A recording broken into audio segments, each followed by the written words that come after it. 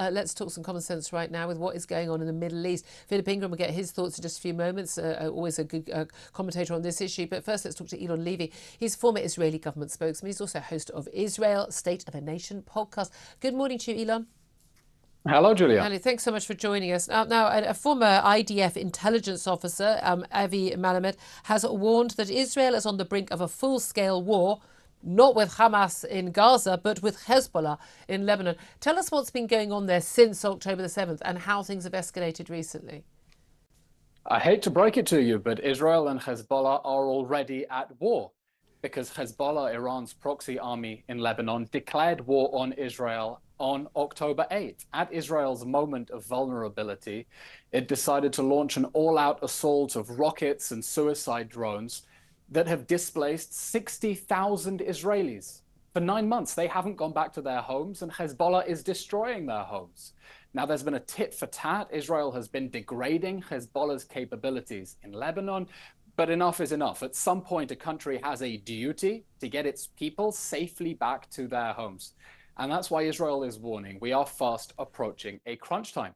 Hezbollah has got to back off past the Litani River, where the UN Security Council says it has to be, or Israel is going to be forced to push it away because we need to get our people safely back to their homes. Can I clarify?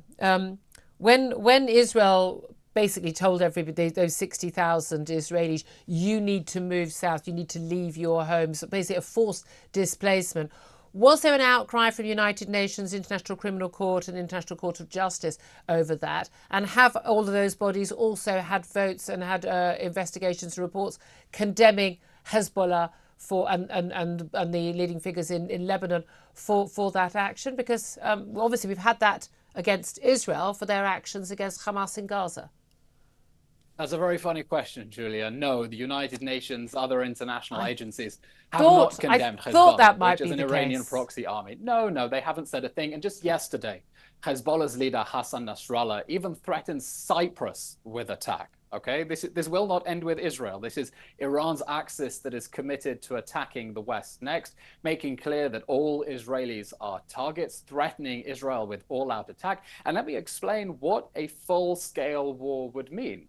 Hezbollah has upwards of 150,000 rockets pointed at Israel right now. It's a missile arsenal bigger than most countries in NATO, apart from the US, I think. I don't even know if Britain has 150,000 rockets. Philip Ingram is confirming we don't.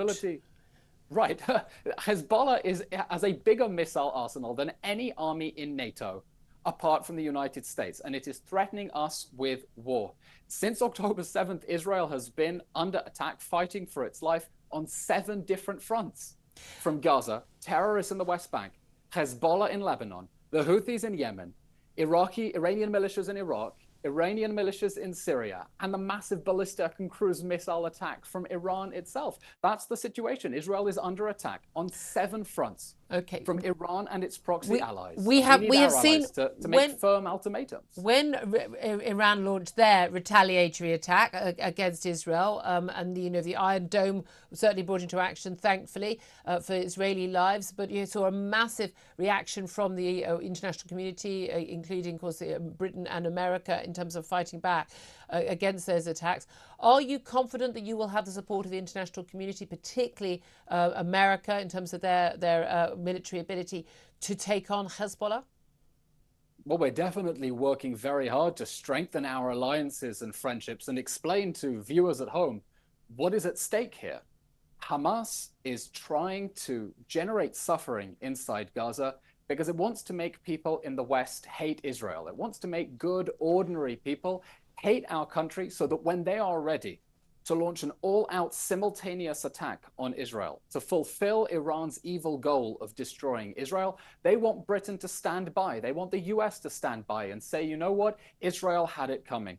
And that's why it's so important for us to explain the truth of what has been happening since the October 7th massacre, how Israel is fighting to bring down Hamas and bring back the hostages, to remind the world of the importance of the Western alliance and standing by Israel's side as it fights against the Islamic Republic. Are you concerned by expectations that a Labour government, if they're elected, and lots of predictions of a landslide victory in a couple of weeks' time, that they will move to formally recognise the Palestinian state?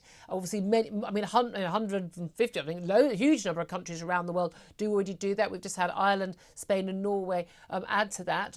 But would it be significant if Britain did that as well? If Labour decides to recognise a non-existent Palestinian state in response to October 7th, it will be directly incentivizing the next massacre. It'll be a reward for the terror attack. To look back.